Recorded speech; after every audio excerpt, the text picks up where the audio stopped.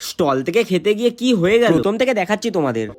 আসলে সন্ধ্যাবেলা চলে এসেছিলাম এক জায়গায় কাজে, ভিতরে ঢুকেই সবার প্রথম দেখলাম খুব সুন্দর একটা অ্যাম্বিয়েন্স। আর এখানে দেখি কিছু ভাইরা নিজের নিজের স্টল রেডি করছে, আর আমারও কাজটা আজকে স্টলেই ছিল, তাই স্টলে ঢুকে সর্বপ্রথম কিছু প্লেট মুছে নিলাম, তারপর নিজের স্টলটাকে সাজিয়ে দেখে নিলাম আরো কি কি স্টল বসেছে। সমস্ত স্টলের থেকে একটাই স্টল ভালো দেখলাম, দই বড়া। পরে টেস্ট করে দেখবো কেমন। যাই হোক, কিছুক্ষণ পরে দিয়ে দিল আমাদের, তাই আমিও তাড়াতাড়ি করে চেঞ্জ করে নিলাম ড্রেস, চেঞ্জ করে স্টলে দাঁড়ালাম, আর হালকা হালকা লোকজন আসা চালু হয়ে গেল। তবে স্টলে এখনো ডেলিভার খাবার দিয়ে যায়, তাই আমি একটু কফি স্টলে এসে কফি নিয়ে খেয়ে নিলাম। যাই হোক, আজকে আমার স্টলে ছিল বেবি কর্ন আর ভেজ মোমো, আর আজকের কাজটাতে যেহেতু ট্রে সার্ভিস ছিল, তাই ট্রের মধ্যে কয়েকটা খাবার দিয়ে দিলাম। তারপরে আস্তে আস্তে যত সময় যাচ্ছে তত লোকজনের ভিড় আসা চালু হচ্ছে, আর আরো কিছুক্ষণ পরে বরযাত্রী এসে ঢুকলো, আর ফাঁকা জায়গাগুলো সব মেকআপ হয়ে গেল মানুষের ভিড়ে। আস্তে আস্তে প্রত্যেকটা স্টলে ভিড় বাড়লো, আর আমরাও মানুষদের খাওয়াতে থাকলাম, আর মানুষদের খাওয়াতে খাওয়াতে আমাদেরও খিদা পেয়ে গেল, তাই আমরাও লুকিয়ে লুকিয়ে কিছু খাবার খেয়ে নিলাম। আর আজকের ভিডিওতে কয়েকজনের নাম ঈশান দাস, গুপ্তা আর কৌশিক মালিক। যাই হোক, এখানে দেখি মাথার উপরে বর বউকে তুলে পড়ে গেলে আর দেখতে হবে না, গল্প হয়ে যাবে। এদিকে আস্তে আস্তে ভিড়ও কমে যাচ্ছে, তাই আমি চলে আসলাম একটু ফুচকা খাওয়ার জন্য। তাড়াতাড়ি করে ফুচকা খেয়ে নিজের স্টলে এসে চুপচাপ বসেছি। লাস্টে স্টল বন্ধ করে জামা প্যান্ট চেঞ্জ করে একটা প্লেট ধরে নিয়ে নিলাম খাবার। খাবারে ছিল পোলাও আর মটন, মেন মেনু এটাই ছিল, তাই তাড়াতাড়ি করে খেয়ে রওনা দিলাম বাড়ির দিকে। তার সাথে ভিডিওটা শেষটা এখানেই করলাম।